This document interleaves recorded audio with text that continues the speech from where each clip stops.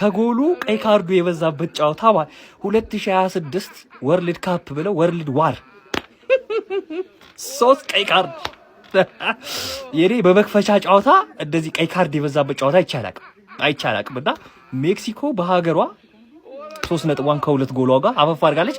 አላስፈላጊ ታክል 90 ምናምንኛ ደቂቃ ላይ ማለት ምን እሺ 2 ተጫዋች ጎሎል 2-0 እየመራ ቀጣይ የምንድብ ጨዋታ ምናምን ላይ አታስብም።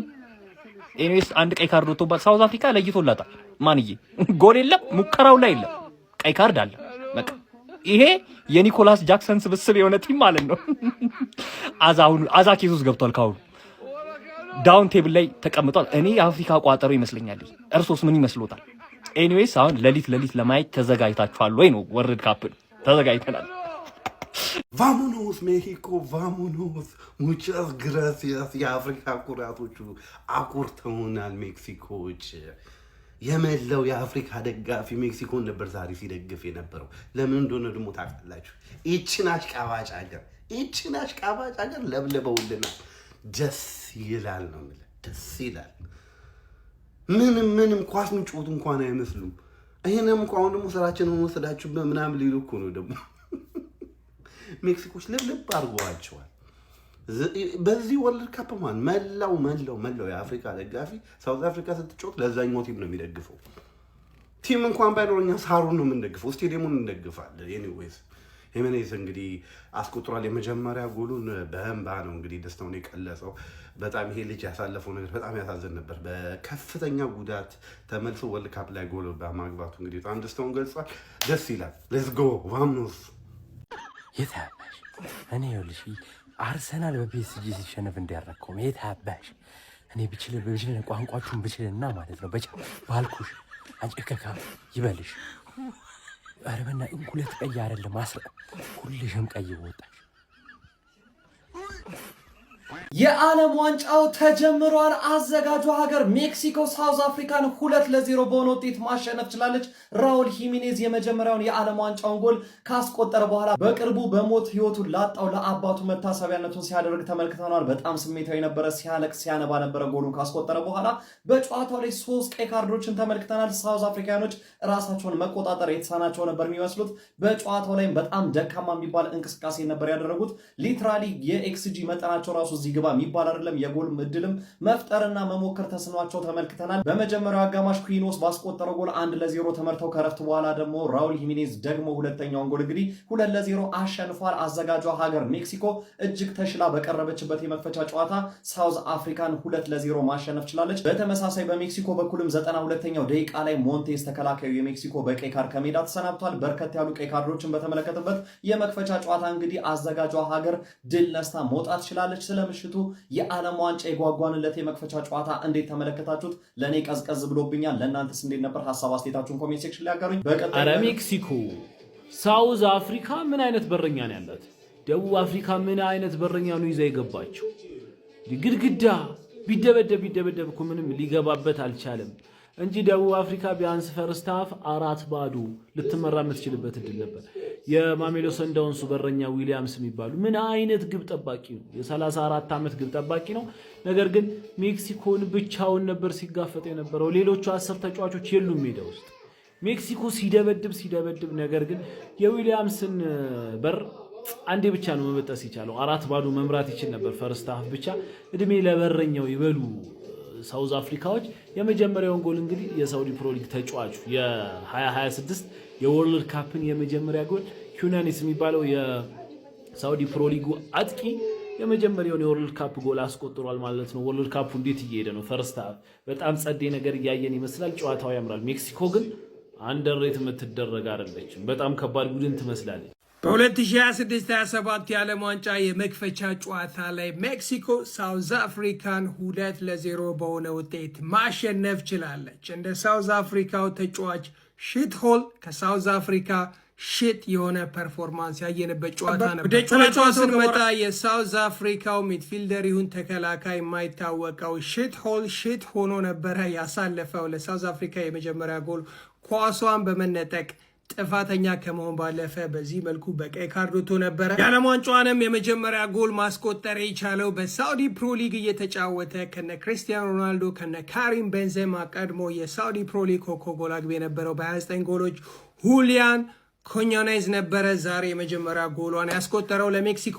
ሜክሲኮን ሁለተኛ ጎል ደግሞ ራውል ሂሜኔዝ በ35 ዓመቱ የመጀመሪያ የወርልድ ካፕ ጎሉን አስቆጥሮ በጣም ኢሞሽናል ነበረ። በተለይም ደግሞ በአርሰናል ጋር በፕሪሚየር ሊግ ከተጫወተ በኋላ በሄድ ኢንጁሪ አብዛኛውን ጊዜ በጉዳት ቆይቶ ከብሔራዊ ቡድንም ውጭ ነበረ።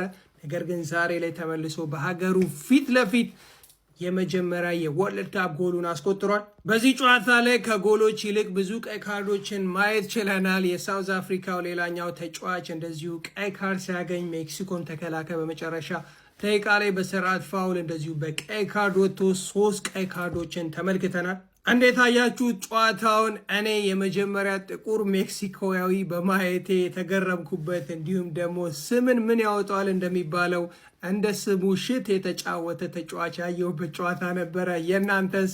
ኮመንት ላይ ያሳውቁኝ። ጨዋታውን እንዳላያችሁ ይሄን ይመስል ነበር። ይሄ ነበር ጨዋታው።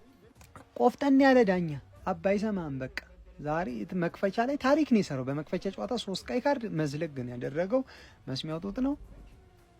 ትራምፕ ልኮት ነው እንዴ ነገር ግን። ለማንኛውም የብዙዎቻችን ትዝታ የሆነው በእግር ኳስ ላይ የዓለም ዋንጫ ነው። ያም ደግሞ ዛሬ በይፋ በሜክሲኮና በደቡብ አፍሪካ አማካኝነት ተጀምሯል። ጨዋታውም በሜክሲኮ ለባዶ አሸናፊነት ተጠናቋል። ቀይ ካርድ ርህራሄ የሌለበት ጨዋታ ነበረ። ሌሊት እንነሳ እንዴ 11 ሰዓት ኮሪያ ከቼክ እናየዋለን። ምንድነው ቀን እንተኛለን። ማሰላም ጠዋት ስትነሱ እንዳደነግጡ ያላያችሁ ያበደ ሄቶች 2 ቀይ ካርድ 2 ጎል ያበደ ዊን። ሜክሲኮችን እናት ሀገር ሜክሲኮ እንግዲህ አላሳፈረችንም ዛሬ። ያበደ ጌም ነበር ግን ያው እንደ ዓለም ዋንጫ መጀመሪያ ጨዋታ እኔ ብዙም እንደዚህ ያልጠበቅኩም ነበር፣ ግን በጣም ምርጥ ጨዋታ ነበረ። ብዙ ድራማ የነበረበት ጨዋታ ነበረ። ሄቶች ጎብዣሉ እንደ አጠቃላይ የማይንሰር ደጋፊ መሰለኝ ጎብዘናል። ይሄ አርሰናል ጋር ምናምን እንትን ያለው ነገር በጣም ጥሩ አድርጎናልና እንግዲህ ይህም ነገር ለፖርቹጋል ይጥቀመን። ኢትዮጵያን የነካ የለውም በረካ ተብሏል። ዛሬ የሜክሲኮ ብሔራዊ ቡድን በመክፈቻው ጨዋታ ደቡብ አፍሪካን 2-0 በሆነ ውጤት በመርታት የመላው አፍሪካውያንን አንጀት አርሷል። በጨዋታው ከታዩ ክስተቶች መካከል የደቡብ አፍሪካ ብሔራዊ ቡድን ተጫዋቾች 2 ቀይ ካርዶችን በልተው ሲወጡ የሜክሲኮዊ ተጫዋች ሞንቴዝ እሱም በቀይ ካርድ ከሜዳ ወጥቷል። ዳኛው በመክፈቻው ጨዋታ 3 ቀይ ካርዶችንም አስመልክቷል። በዛሬው ጨዋታ አፍሪካውያን ደቡብ አፍሪካ ላይ ጨክነዋል። ምክንያቱም ደግሞ ወንድሞቻቸው በደቡብ አፍሪካ በግፍ ስለተገደሉባቸው ነው። ኢትዮጵያም የዚሁ ጉዳት ሰለባ ናት። አረ ክፉ ነው፣ የምሬ ነው። ኩዊኖንሽ ክፉ ነው። ስለ ጎሉ አይደለም፣ ከጎሉ በኋላ ስላሳየው ሴሌብሬሽን ነው። ይኸውላችሁ ጎልም ተቆጥሮባችሁ የሌጀንዳችሁም እንግዲህ የደስታ አገላለጽ በተቃራኒ ቡድን ሲደነስ አስባችሁታል። የሳውዲ ፕሮ ሊግ ከፍተኛ ጎል አስቆጣሪ የሆነው ኩዊኖንሽ እንግዲህ ዛሬ የ2026 የዓለም ዋንጫ የመክፈቻዋን ጎል ባስቆጠረበት ሰዓት ላይ ይኸውላችሁ ሴሌብሬት ያደረገበትን ሞመንት ብዙዎቻችሁ ታዝቡታላችሁ ብዬ አስባለሁ። ይኸውላችሁ ሻባላላ 2010 ሜክሲኮ ላይ ጎል ካስቆጠረ በኋላ ያቺ ፌመስ ጎል ማለት ነው እንደዚህ አይነት ሴሌብሬሽን ነበር ያሳየው። ዛሬ ብቻውን እንደዚህ ተሰብስበው ነው የጨፈሩት። እሱ ብቻውን ይኸውላችሁ ደንሶታል ማለት ነው፣ ቀውጦታል። እና ኩዊኖንሽ ላንተ ብቻ አይደለም የጎሉ ደስታ ለብዙ የአፍሪካ ሕዝብ ይመስለኛል። ኤኒዌይስ እስኪ እናንተ ምን ታስባላችሁ ስለዚህች የኩዊኖንሽ የደስታ አገላለጽ? የሶስቱንም በአንድ ጠቅለል አድርጎ ነው የደነሰው። የብዙዎችንም ትኩረት ሊያገኝ ችሏል ማለት ነው። እንግዲህ በዚህኛው የዓለም ዋንጫ ብዙ እንዲህ አይነት ሞመንቶችን እንጠብቃለን። አዳዲስ ሴሌብሬሽኖች እንዲሁም ደግሞ ትኩረትን የሚስቡ ደጋፊዎችንም እናገኛለን። እስኪ እናንተ ጻፉልኝ፣ ምን ጠብቃላችሁ? ኮመንት ሴክሽን ላይ የዓለም ዋንጫው እንግዲህ በቀይ ካርዶች ታጅቦ እነሆ መክፈቻውን አድርጓል። ሜክሲኮ እንግዲህ ካዘጋጅ ሀገሮች መካከል አንዷ እንደሆነች ይታወቃል። በዚህም በግሩፕ ኤ የመጀመሪያ የ2026 የዓለም ዋንጫ ጨዋታ ደቡብ አፍሪካን 2-0 ማሸነፍ ችላ በምድብ ኤ 3 ነጥቦችን በመያዝ አንደኛ ደረጃ ላይ መቀመጥ ችላለች ማለት ነው። በዚህ ጨዋታ ላይ ሁለቱን ጎሎች ኩዊኖንሽ እንዲሁም ደግሞ ራውል ሂሜኔዝ ለሜክሲኮች ማስቆጠር ችለዋል። ውጤቱ አይገባቸው ማለት አይቻልም። በጣም ጥሩ ተንቀሳቅሰው ነበር ጨዋታ ላይ። በተለይም ደግሞ ሁለተኛው የሂሜኔዝ ጎል ሲቆጠር የነበራቸው ትራንዚሽን በጣም አስደናቂ ነበረ። በዚህ ጨዋታ ላይ 3 ቀይ ካርዶችን ነበር የተመለከተነው። ሁለቱም በደቡብ አፍሪካ በኩል እንዲሁም ደግሞ አንዷን በሜክሲኮ በኩል ነበረ የተመለከተነው። ኤኒዌይ እንደ መክፈቻ ጨዋታ ቆንጆ የሚባል አይነት ጨዋታ ነበረ ማለት ይቻላል። እናንተ ስለዚህ ጨዋታ ምን ትላላችሁ? ሀሳባችሁን አጋሩ። ቢስሚላህ ምን አይነት ጭዌ ነው ያየነው? ቢስሚላህ እንዴት ደስ የሚል ጨዋታ ወላሂ። ሜክሲኮ በቃ ይችላሉ ነው የምልህ። እንዴ ደቡብ አፍሪካ ምንድነው 2 ቀይ ካርድ ምን በመጀመሪያ ጨዋታ ሲጀመር ይወለ እኔ ደቡብ አፍሪካ ላይ ቋጥሬ ነበረ። እኔ ጥቁር ሆኖ ጥቁርን የሚጠላ እኔና ቤቴ አንወድም። ገባ አይደለ? እኔና ቤቴ ጥቁር ሆኖ ጥቁርን የሚጠላ አንወድም። ስለዚህ ለሜክሲኮ ስደግፍ ነበር፣ ተሳክቶልኛል። በቃ የሚገርም ጭዌ በቃ ኧረ ቢስሚላህ ሜክሲኮ ይችላል ነው የምልህ።